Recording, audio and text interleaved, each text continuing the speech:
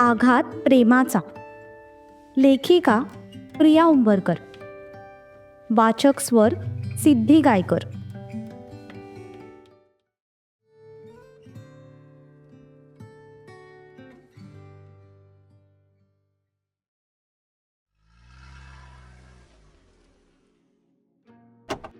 ध्रुवने गाडी घरासमोर आणून थांबवली. अंतराने सीट बेल्ट काढला. ती डोअर ओपन करून खाली उतरू लागली. तितक्यात पाठीमागून त्याने तिचा हात पकडला. तसं तिने मागे वळून पाहिलं. हे हॅलो, जाते जाते सवाल का जवाब तो देती जा. कोणता सवाल? दोस्ती करेगी मुझसे? सांगितलं ना, मी सहजासहजी कुणाशीच मैत्री करत नाही. अच्छा, मैत्री करत नाहीस, पण प्रेमात पडू शकतेस. भावनेच्या भरात ध्रुव बोलून गेला, पण शेवटच्या शब्दावर त्याला त्याची चूक समजली. तसं त्याने थोडं घाबरूनच तिच्याकडे पाहिलं. प्यार दिल से किया जाता है और दोस्ती दिमाग से. ओके, म्हणजे तू माझ्याशी मैत्री करणार नाहीस. करेन, पण तेव्हाच जेव्हा माझी खात्री होईल की तू ऍक्च्युली माझा फ्रेंड बनण्याला लायक आहेस. अच्छा, आणि हे कसं डिसाइड करणार आहेस तू? ते माझं मला ठरवू दे, तू फोर्स नको करूस. ठीक है, जैसी आपकी मर्जी देवी जी. त्याने तिच्या समोर दोन्ही हात जोडले. तशी ती ओठांच्या कोपऱ्यात हसली आणि दरवाजा उघडून खाली उतरली.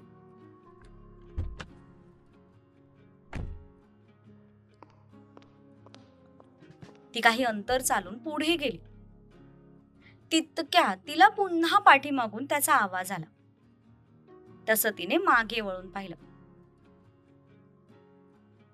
काय? ध्रुव चालत तिच्या समोर जाऊन उभा राहिला.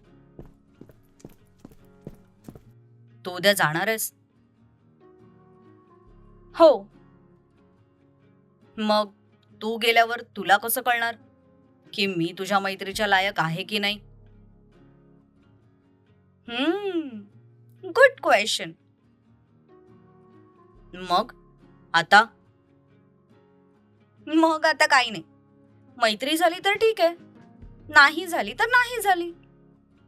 तसंही तुझ्याकडे ऑलरेडी भरपूर फ्रेंड्स आहेत. मग मी तुझी मैत्रीण नाही झाले तरी तुला काही जास्त फरक नाही पडणार. अंतरा केसांना झटका देत तिथून निघून गेली. तो मात्र तिच्या जाणाऱ्या पाठमोऱ्या आकृतीकडे बघतच राहिला. शी इज ऍक्च्युअली राईट. मी खरंच तिला इतका जास्त भाव का देतोय? ध्रुव विचार करत तिथेच उभा राहिला.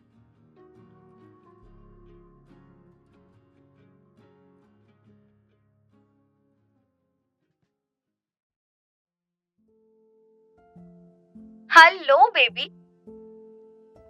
जीवा कुणाल सोबत फोनवर बोलत होती. बेबी, आज जरा जास्तच प्रेम होतो जातंय मॅडमचं. हो मग? चक्क महिन्यानंतर तुम्हाला भेटण्यासाठी वेळ काढलायस कुणाल.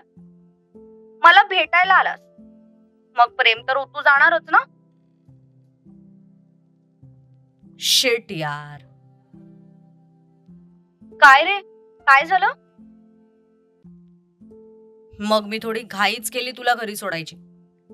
इतकं प्रेम होतो जात होतं तर गाडी तशीच एखाद्या सुनसान रोडकडे न्यायला हवी होती.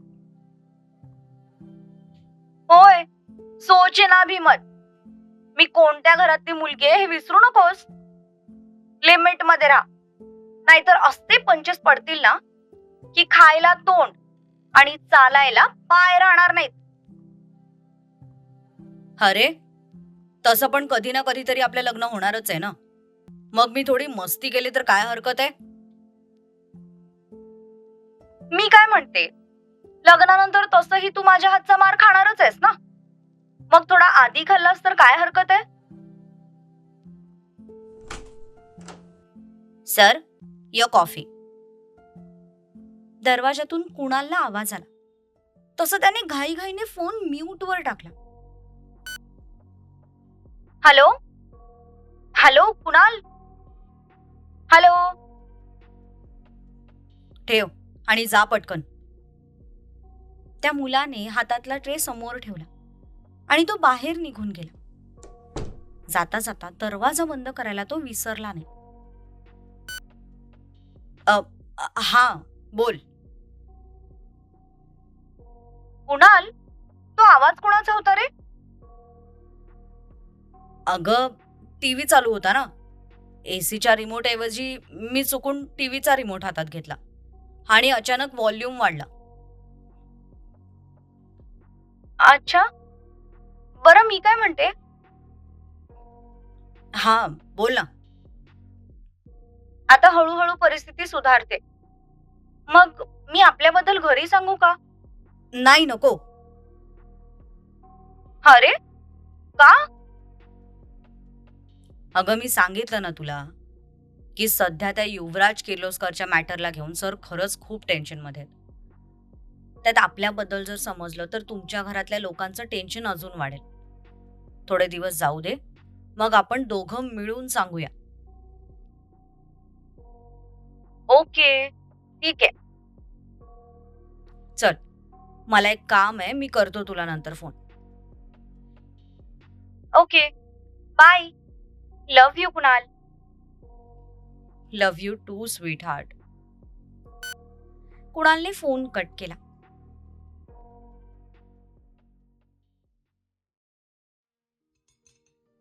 रात्री सगळे जेवणाच्या टेबलवर जमले.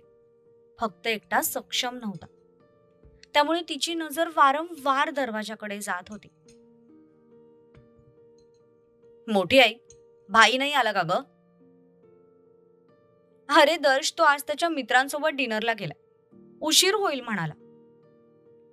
तसा युगाचा चेहरा एका क्षणात पडला. काय मग अंतरा, कसं झालं फंक्शन? मस्त झालं मामा. ध्रुवने व्यवस्थित नेलं ना तुला? तसं अंतराने ध्रुवकडे पाहिलं, जो तिच्याच कडे बघत होता. हो मामा, व्यवस्थित नेलं. अंतरा, हे तुझं शेवटचं वर्ष आहे ना ग? हो राधात्या, पुढच्या महिन्यात फायनल एक्झाम आहे. मग पुढे काय करायचं ठरवलेस? अगं राधा, ती स्पर्धा परीक्षेची तयारी करते. तिला PSI व्हायचंय. ताराच्या या उत्तरावर ध्रुवला जोरदार ठसका लागला. ध्रुव, हे घ्या, पाणी प्या. युगाने लगेच त्याच्या समोर पाण्याचा ग्लास ठेवला. तसं त्याने 2 घोट पाणी पिलं. थँक्यू वहिनी. पण त्याची नजर पुन्हा अंतराकडे गेली, जी सध्या हसून त्याच्याकडेच बघत होती. बघ कार्ट्या, काहीतरी शिक अंतराकडून. आयुष्यात काहीतरी एम आहे तिचं. नाहीतर तू करायचं म्हणून ग्रॅज्युएशन केलंस आणि आता ऑफिसमध्ये फक्त टाइमपास करायला येतोस. तसं बिचाऱ्याचं तोंड बारीक झालं. अंतरा मात्र खाली मान घालून त्याच्यावर हसत होती. शिव, तुम्ही पुन्हा सुरू झालात? तुझ्याच लाडामुळे बिघडलाय तो, नाहीतर चांगला सुत्तासारखा सरळ केला असता त्याला. असू द्या. तुम्ही तर असं बोलताय जसं काय तुम्ही खूप दिवे लावलेत. तसं अप्पांचं हसू जोरात बाहेर पडलं. सूर्य आणि सत्यजित सुद्धा गालात हसत होते. अप्पा, हसताय काय तुम्ही? तुमची सून तुमच्या समोर तुमच्या लेकाचा पान उतारा करते आणि तुम्ही हसताय? अरे, काय चुकीचं बोलली ती? अरे ध्रुव निदान ऑफिस मध्ये तरी जातो. तू जेव्हा त्याच्या वयाचा होतास ना, तेव्हा कुठल्या ना कुठल्या क्लब मध्ये पडलेला असायचास. ते पण पोरींच्या गळ्यात गळे घालून.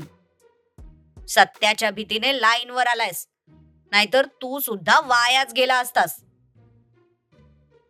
तसा आता शिवाचा चेहरा बघण्यासारखा झाला.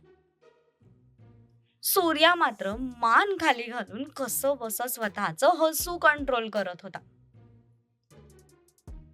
ए, तू काय दाताड काढतोय बे सूर्या? अरे, मी कुठे दात काढतोय शिवादा? मी जेवतोय की चुपचाप? दात काढले असते तर मला जेवता थोडी ना आलं असतं. ध्रुव पासून सुरू झालेला टॉपिक शिवापर्यंत येऊन थांबला होता आणि आता सगळे शिवाची मजा घेत होते. पण युगाचं त्या सगळ्याकडे लक्ष नव्हतं. तिच्या डोक्यात फक्त सक्षमचे विचार सुरू होते.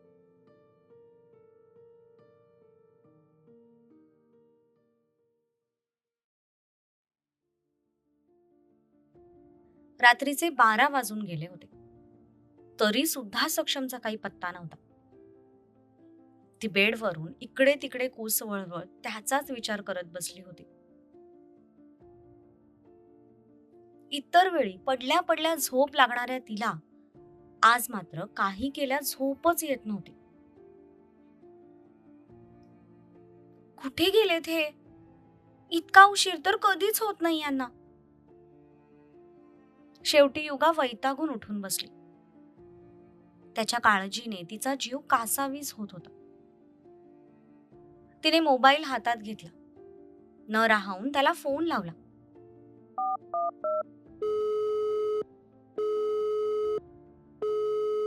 तर त्याचा फोन सुद्धा स्विच ऑफ येत होता. ते बघून तर ती अजून अस्वस्थ झाली. तिने वैतागून फोन बाजूला ठेवून दिला. ब्लँकेट बाजूला करून ती रूमच्या बाहेर पडली. पूर्ण घरात आता शांतता पसरली होती. घराचे सगळे लाईट्स ऑफ होते, फक्त डीम लाईट सुरू होत्या. ती तशीच चालत खाली आली. मेन डोर उघडून बाहेर आली. पण बाहेर येताच जेव्हा तिचं लक्ष पार्किंग लॉट कडे गेलं, तेव्हा तिच्या चेहऱ्यावर आश्चर्य पसरलं. त्याची कार तिथे पार्क केली होती. ते बघून ती घाईघाई चालत गेटवर वॉचमॅन कडे आली. दादा, हे आलेत का हो घरी? हो मॅडम, त्यांना येऊन अर्धा पाऊण तास झालाय. तशी आता युगा शॉक झाली. तो घरी आला, मग रूम मध्ये का आला नाही, असा प्रश्न तिला पडला. ओके, गुड नाईट दादा. युगा पुन्हा घरात आली.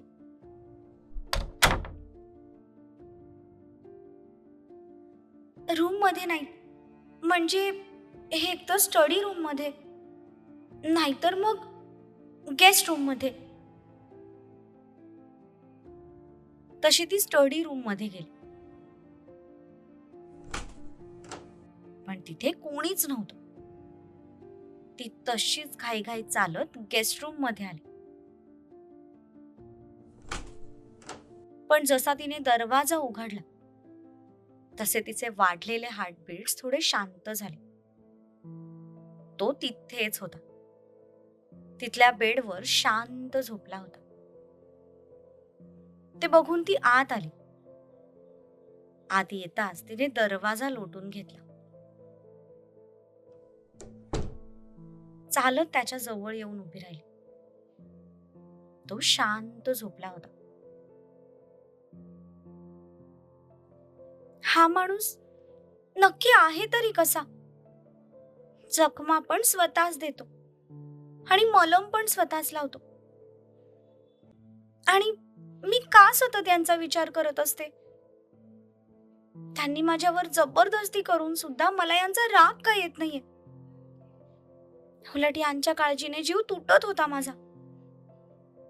हे नक्की काय होतंय माझ्यासोबत? ती त्याच्या शांत झोपलेल्या चेहऱ्याकडे बघत होती. इतका वेळ तो घरी नव्हता, तर त्याच्या काळजीने तिचा जीव जळत होता. आणि आता तो समोर होता, तरीही तिच्या जीवाला चैन पडत नव्हती. मनातल्या प्रश्नांची उत्तरं काही केल्या तिला मिळत नव्हती. त्याच्यावर एक नजर टाकून ती त्याच्या पायथ्याला गेली. तिने हळूच त्याच्या पायातले शूज काढून टाकले. शूज खाली काढून तिने अलगद पायाखाली असलेलं ब्लँकेट वर घेतलं आणि त्याच्या अंगावर टाकलं. त्याचा अधांतरी तरंगत असलेला हात तिने अलगद त्याच्या पोटावर ठेवला. त्याच्या डोक्याखाली असलेली उशी सुद्धा व्यवस्थित केली. तो नशेत असल्यामुळे आता पूर्ण ग्लानीत गेला होता. सगळं करून झालं तशी ती पुन्हा त्याच्या चेहऱ्याकडे बघू लागली. त्याच्याकडे बघत असतानाच तिला बाथरूम मधला प्रसंग आठवला. हेच हवं होतं ना तुला?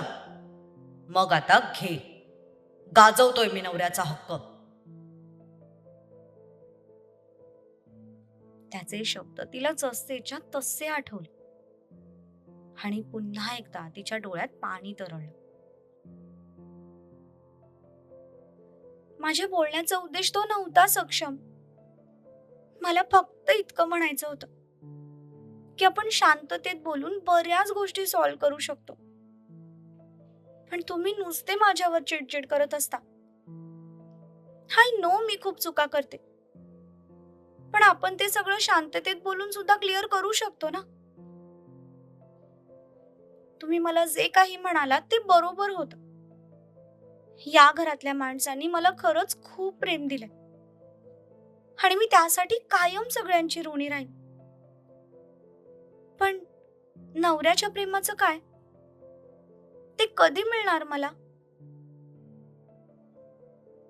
जेव्हा असं वाटतं ना की आपण एकमेकांकडे एक पाऊल पुढे टाकले, तेव्हाच नेमकं असं काहीतरी होतं की आपण 2 पावलं अजून मागे जातो आणि त्याच ठिकाणी येऊन उभे राहतो जिथून आपण आपला प्रवास सुरू केला होता. पण आता बास. आता थकले मी खरंच. गुड नाईट सक्षम. ती तशी चुपचाप तिथून बाहेर निघून गेली.